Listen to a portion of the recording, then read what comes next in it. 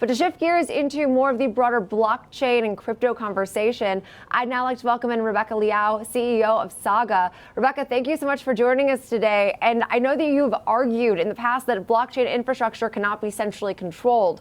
But now we know that Kevin Warsh has signaled a more centralized stance on CBDCs as well as stablecoins. So what does then this mean for the outlook and really your feelings and conviction on the crypto space as we move forward? Well, Jenny, thanks so much for having me. It's great to be with you guys. Kevin Warsh would not have gotten this nomination if President Trump did not know almost for sure that Kevin Warsh would execute on his particular agenda. And that means, first and foremost, lowering interest rates once again in order to get as close as possible to the president's target inflation rate. And on crypto in particular, Trump himself, we have asserted many times in the broader industry, does not really know about crypto and doesn't truly care about it, but he understands that there's a great deal of money here and a great deal of historical support here. And therefore, he will do what he can for the industry. And this industry has been against CBDCs from the beginning. We believe that any sort of crypto asset should be decentralized and not centrally controlled, especially not by any governments, and that we want broader adoption of stablecoins. And so for Kevin Warsh, I think he understands what the assignment is as the nominee for Fed chair, and he will follow through. Okay, so if we take that as face value and kind of play this out, then what's the most important factor as you look ahead for this industry to start hitting some of those goals and getting some of that more widespread adoption? Is it continued regulatory clarity? Is it stabilization of something like Bitcoin, which of course has been in a bit of a swoon lately? What's most important, Rebecca?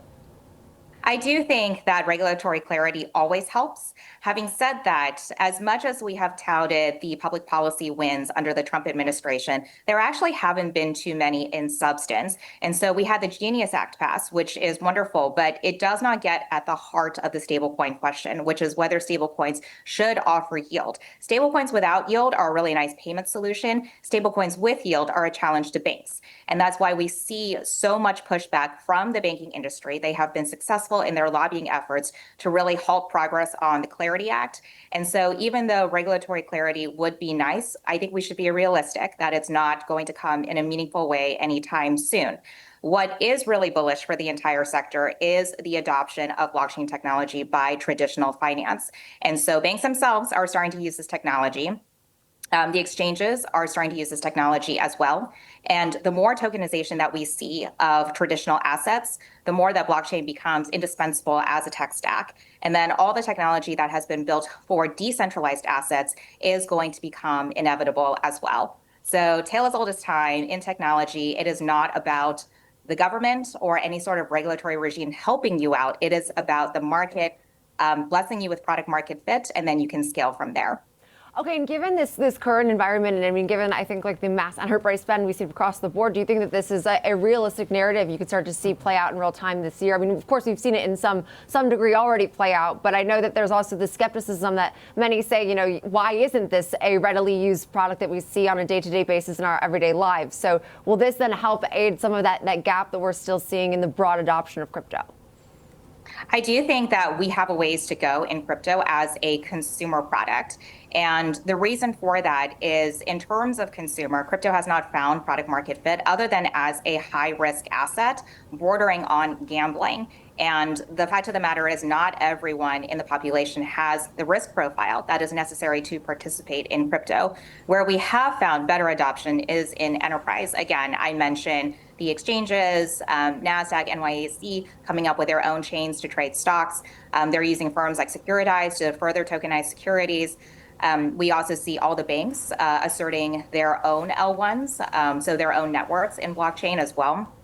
And so we're seeing a lot more adoption among enterprise. That is honestly a slower cycle. And I think that is some of the volatility that you are seeing in the crypto markets right now. With crypto, there is no friction with trading. And so you're seeing traders and retail and anyone who's touching crypto assets expecting results any day now. But the truth of the matter is enterprise sales cycles are going to be a lot longer, and that's contributing to a lot of the volatility. Rebecca, my question is someone who's building a business in this space and some of the hurdles as you look at sort of mass adoption down the line. I think one of the things about traditional finance that gets pushed back upon is the jargon. It sounds super complicated, even though it's not. But I gotta say, even though the concepts of much of the blockchain seems very, very straightforward and simple, there's a lot of jargon and confusing aspects, even for someone like me who's trying to understand it. How do you get through those hurdles, taking these really complex ideas and make them a little bit more accessible for the masses? I think it's twofold. One is that we frankly need different figureheads in crypto.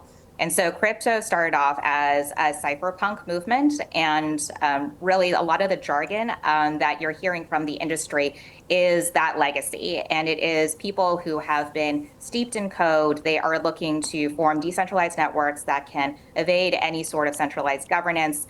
They tend to stick to hardcore technical principles. This is not what someone who uses blockchain needs to hear.